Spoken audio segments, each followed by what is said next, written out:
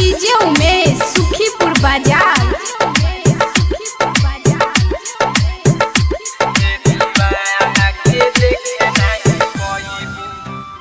जान छोड़ के ससुरा में जइबू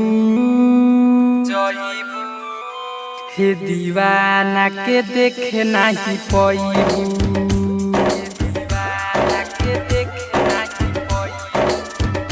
जान छोड़ के ससुरा में जइबू हे दीवाना के देखे नहीं पइबू। जौन लिखले बारू नामावा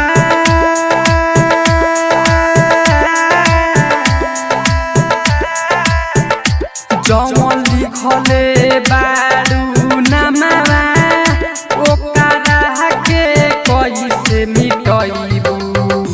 जान छोड़ के ससुरा में जइबू हे दीवाना के देखे नहीं पइबू।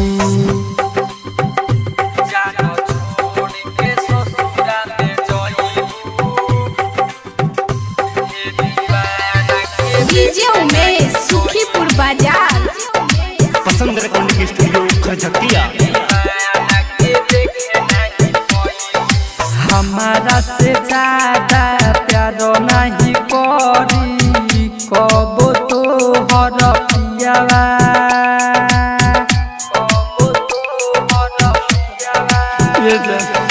छछन तरही तोहर हरदम हमरे लाहियावा।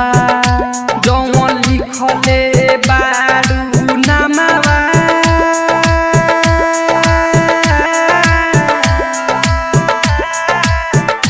जौन लिखले बारू नामावा ओकरा के कैसे मिटइबू। जान छोड़ के ससुरा में जइबू हे दीवाना के देखे नहीं पइबू।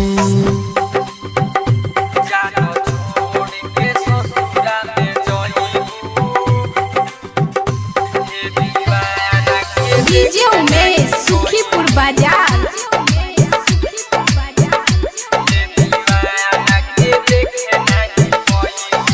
राइटर रघुवीर मंजे सतो है जान से ज्यादा चाहे।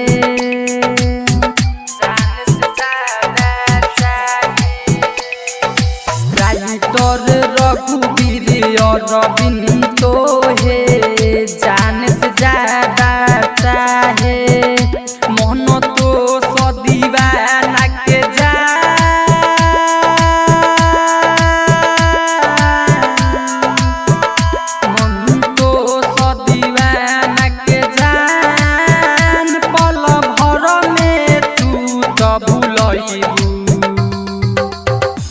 जान छोड़ के ससुरा में जइबू हे दीवाना के देखे नहीं पइबू।